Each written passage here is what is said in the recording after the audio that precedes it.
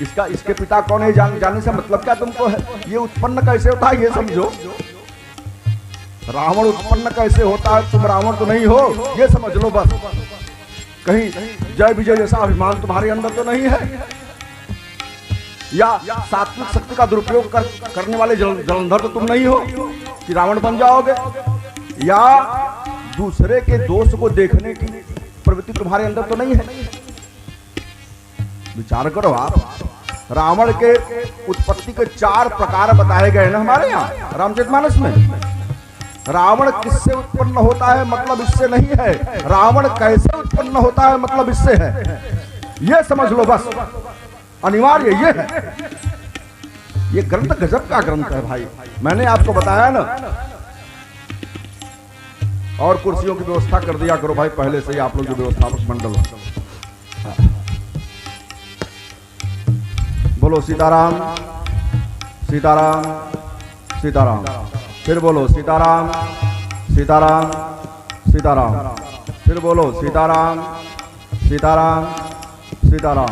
अच्छा तालबद्ध करके बोलो सीताराम सीताराम सीताराम सीताराम सीताराम सीताराम सीताराम सीताराम सीताराम सीताराम। बोल लो सब लोग सीताराम सीताराम सीताराम सीताराम सीताराम सीताराम सीताराम सीताराम। देखो एक बात मैं बताऊं, बिना संकोच के मैं एक बात आपको बताऊं। ये जो कथाएं हैं ना, इन कथाओं का उद्देश्य मात्र एक कई है कि व्यक्ति चाहे जैसे जिन किन प्रकारेण भगवान का नाम लेना सीख जाए। अच्छा दूसरी बात आपको ये और बताऊंगा, जो कथा नहीं कर सकती वो भगवान का नाम करता है। समझना। गोसाई जी से किसी ने पूछा, महाराज एक बात बताओ, अगर संसार सागर से किसी को पार जाना हो तो क्या करे वो? समझना ध्यान से मेरी बात को, रामचरितमानस का थोड़ा सा अवगाहन कर लें 2 मिनट के लिए, तब तक हो सकता है तार फिर वहां जुड़ जाए हमारा जहां हम थे। किसी ने पूछा ये संसार क्या है? इस संसार को एक उपाधि दी गई, ये संसार क्या है? सागर ना, संसार सागर कहते हैं ना, सुना होगा हमने आपने। संसार सागर भवाब्धिक प्रमाणे इदं मामका नाम, भव अवधि है। भव क्या है? अवधि है, सागर है। लोगों ने कहा महाराज इस सागर से पार जाना हो तो क्या किया जाए? गोसाई जी ने कहा मेरे पास है ना, क्या? भव सागर चह पार जो जावा, भव सागर चह पार जो जावा, साकह राम कथा दृढ़ नावा, साकह राम कथा दृढ़ नावा। जो भवसागर से पार जाना चाहते हैं, अगर सागर समुद्र को पार करना हो तो हमें स्टीमर चाहिए ना हो, जहाज चाहिए, दृढ़ नौका चाहिए, जहाज जलपोत की आवश्यकता हमें आपको पड़ेगी, तब तो हम तब तो सागर से पार हो पाएंगे। चाहे हिंद महासागर हो, चाहे अरब महासागर हो, चाहे कोई महासागर हो। तो सज्जन लोग, कई लोग बैठे हुए थे, एक ने हाथ जोड़ा, कहा महाराज सागर को पार करने के लिए आपने जलपोत दृढ़ नौका तो बना दी राम कथा रूपी, मान लो इस कथा रूपी स्टीमर में, इस कथा रूपी जलपोत में, इस पानी की जहाज में कोई चढ़ा तो सागर पार करने में 1 से 1.5 महीना लग जाता है ना? उसी बीच में राम नाम सत्य हो गया तब पार हो पाएगा? है? नहीं हो पाएगा ना। चढ़ तो गया राम कथा रूपी स्टीमर पे, तो कहा तब, कहा महाराज कुछ कृपा करो, तो कहा कृपा यही कर किया जा सकता है कि जो सागर है उसको छोटा कर दिया जा सकता है। सागर को छोटा, अभी संसार क्या था? सागर था। अब देखो गोसाई जी के लेखन नीत सुनहि राम कई करनी, नीत सुनहि राम कर करनी, तीन कह भव बारिधि लघु तारिणी, तीन कह भव बारिधि लघु तरनी। लघु तरनी छोटी सी नदी, छोटी सी नदी हो गई। कहाँ सागर था?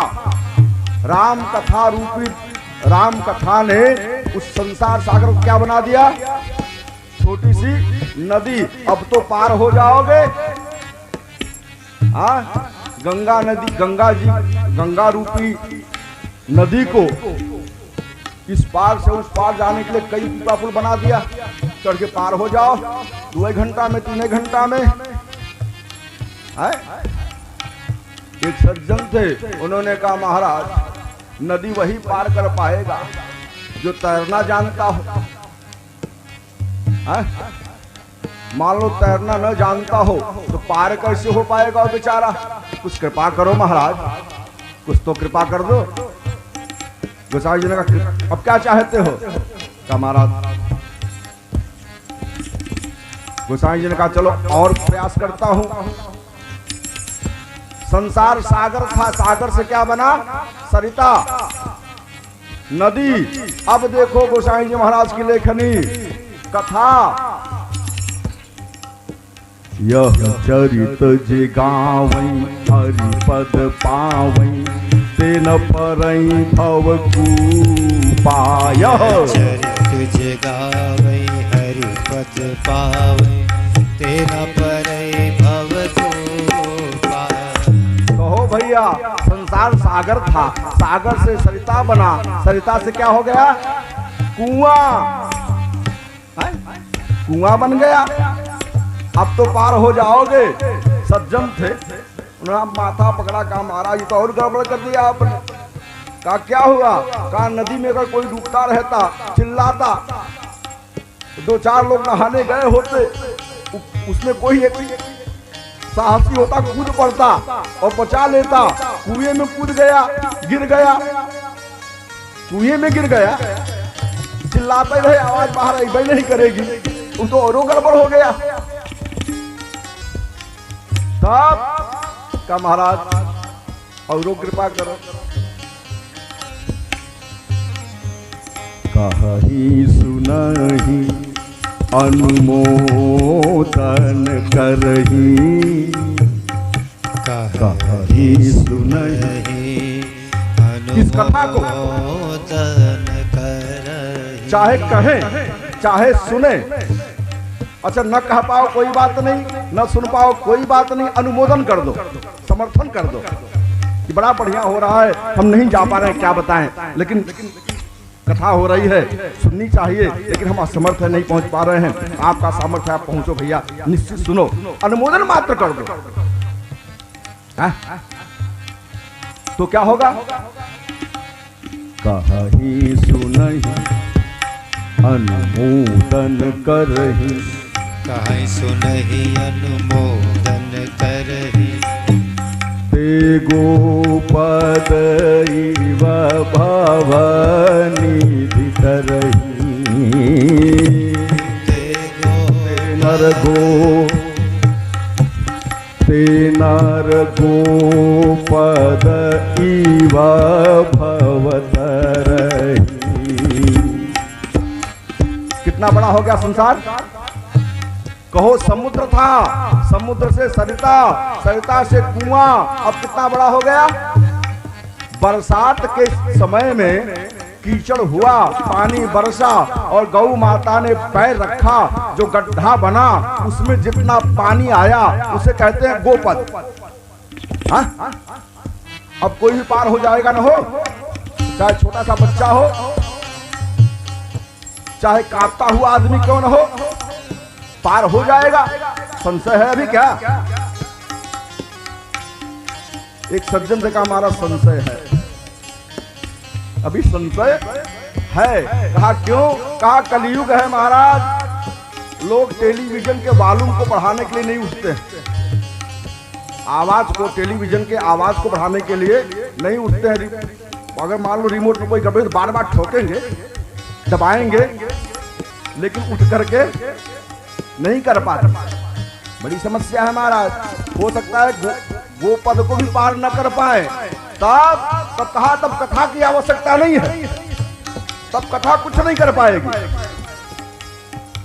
ना। तब क्या करो? धन्य है गोसाई जी महाराज। आहा, नाम लेत भव सिंधु सुखाही, नाम लेत भव सिंधु सुखाही, नाम लेत, नाम लेत, नाम लेत भव सिंधु सुखाही, नाम लेत भव सिंधु सुखाही, करिय विचार सुजन मन माही, करिय विचार सुजन मन माही। तब भगवान का नाम लो, और जब नाम लोगे जो संसार सागर था, सागर से सरिता बना, सरिता से कुआं बना, कुआं से गोखुर बना, गोखुर में भी जो जल था वो भी पार नहीं हो पाते थे तुम। तो एक काम करो, अब भगवान का नाम लो, ये सूख जाएगा। तनिक मात्र भी, किंचित मात्र भी जल नहीं रह जाएगा, अपने आप पार हो जाओगे। न फिसलाने का डर है, न डूबने का डर है, ये नाम का प्रताप है। इसलिए दो बार बोल लो, सीताराम सीताराम सीताराम सीताराम, सीताराम सीताराम सीताराम सीताराम, सीताराम सीताराम सीताराम सीताराम, सीताराम सीताराम सीताराम सीताराम, सीताराम सीताराम सीताराम सीताराम, सीताराम सीताराम सीताराम सीताराम, सीताराम सीताराम सीताराम सीताराम, सीताराम सीताराम सीताराम सीताराम, सीताराम जय सीताराम, सीताराम जय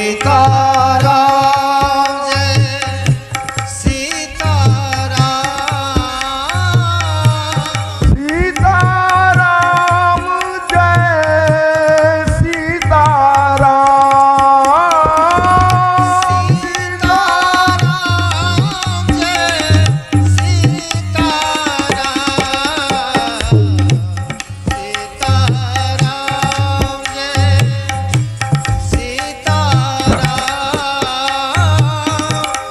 सीताराम जय सीताराम,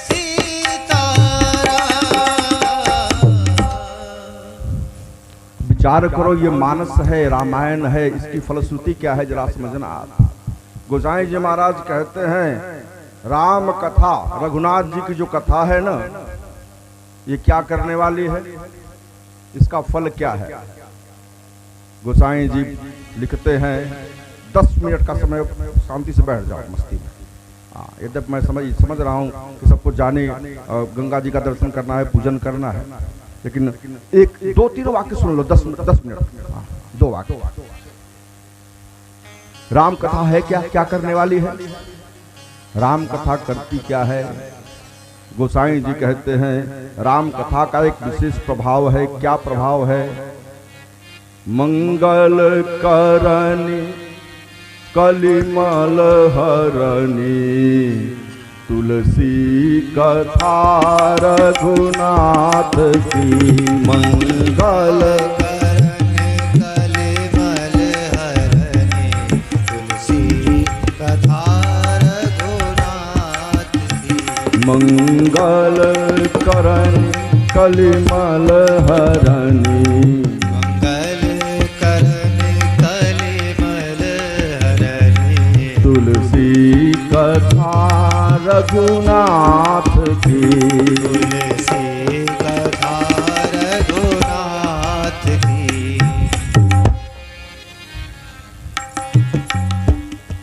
अब समझिए आप, राम कथा का पहला प्रभाव क्या है? मंगल करती है। इसके बाद दूसरा प्रभाव है कलि के मल का हरण करती है। देखो क्रम समझना, अगर गोसाई जी लिखना चाहते तो बड़े आराम से लिखा जा सकता था, कलिमल हरणी मंगल करणी तुलसी कथा रघुनाथ की। कलिमल हरण मंगल करण तुलसी कथा हो जाता ना। अरे छंद का प्रबंध बिगड़ता ना, बिगड़ा नहीं बिगड़ा, छंद का प्रबंध ज्यों का त्यों रहता। लेकिन नहीं समझना, राम कथा पहले मंगल करती है। कलिमल का हरण तो एक बहाना है, कली के मल का हरण तो एक, लेकिन मुख्य इसका मंगल। अच्छा मंगल होगा कैसे? देखो सातों कांड में मंगल है। केवल हवाई संरक्षण सुन लो आप, एक जल्दी जल्दी देखो, जीव का मंगल, जीव के मंगल का प्रारंभ कहां से होता है? किसी महापुरुष के चरण रस की प्राप्ति हो जाए। चरण की प्राप्ति नहीं, गुरु के चरण के रज की प्राप्ति हो जाए, समझ लो आपका मंगल सुनिश्चित हो गया। हाँ, और बालकांड यही दर्शाता है, समझना। बालकांड की शुरुआत ही यहीं से है। श्री गुरु पद रज मंजुल अंजन नयन अमिय त्रिग दोष विभंजन। श्री गुरु इतना ही नहीं, अहिंसा गोसाई ने तो अपनी बात कही और नहीं माने, महाराजाधिराज दशरथ से कहलवा दिया, मोहि समय अनुभयऊ न तुझे सब पायऊ रज पावन पूजे। मोहि समय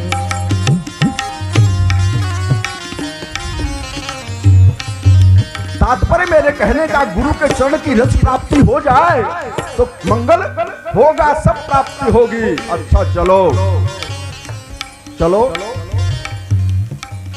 इसके आगे किसी महापुरुष के की चरण पादुका मिल जाएगी तो आपका परम मंगल हो जाएगा। समझना, महापुरुष की चरण पादुका मिल जाए तब क्या होगा? मंगल होगा। और समझना, अयोध्या कांड यही है। लोग कहते हैं राम राज्य आ जाए, राम राज्य आ जाए, राम राज्य आ जाए। गांधी से लेके अब तक राम राज्य की परिकल्पना चली आ रही है। अरे राम राज्य की नींव कोई समझ नहीं पा रहा है। राम का राज्य क्या था? कुछ नहीं। पूरे इतिहास पुराण में जितना बढ़िया राज्य 14 वर्ष भरत जी का रहा है, उतना बढ़िया राज्य राम जी का नहीं रहा। समझ रहा? राम राज्य की नींव कौन है? भरत राज्य। और भरत राज्य आ नहीं पा रहा है, कहते राम राज्य लेके आएंगे। त्याग नाम की चीज है नहीं, केवल चिल्लाने से राम राज्य आ जाएगा। विचार करो, भरत जी का आप समझना, आप भरत जी का राज्य है कैसे? कहो भैया 14 वर्ष तक अयोध्या में न किसी ने जन्म लिया न किसी की मृत्यु हुई। हाँ? अच्छा चलो, उत्पत्ति करना संयम है, प्रजनन नहीं होगा संयम है, लेकिन मृत्यु ये संयम से क्या, ये तो नहीं टलने वाली है। लेकिन विचार करना, यह भरत का राज्य है। यमराज का साहस नहीं है कि आकर के अयोध्या वासी के किसी प्राणी का प्राण लेके जा पाए। वाल्मीकि जी कहते हैं, आध्यात्म रामायण भी कहता है, कंब जी भी कहते हैं, जो जनसंख्या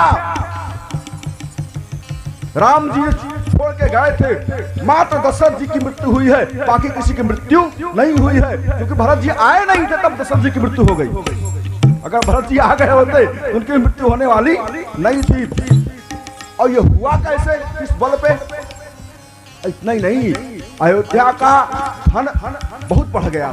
जितना राम जी छोड़ के गए थे उससे कई गुना ज्यादा था। राम जी ने पूछा, भरत कैसे हुआ? राज्य का संचालन बढ़िया, लेकिन धन बढ़ता चला जा रहा है कई गुना। कहा महाराज, उसमें मेरा कोई योगदान नहीं है। जो नगरवासी हैं, जो अयोध्या वासी हैं, इन्होंने अन्न का त्याग कर दिया 14 वर्ष तक, इसलिए जब अन्न ही नहीं खाया धन सब बचा का बचा रह गया, इसमें मैं क्या करूं? विचार करना, ये हुआ कैसे संभव? मात्र एक कारण है इसका, पादुका मिली, महापुरुष की पादुका मिली, गुरुजन की, श्रेष्ठ जन की पादुका मिली। किसको?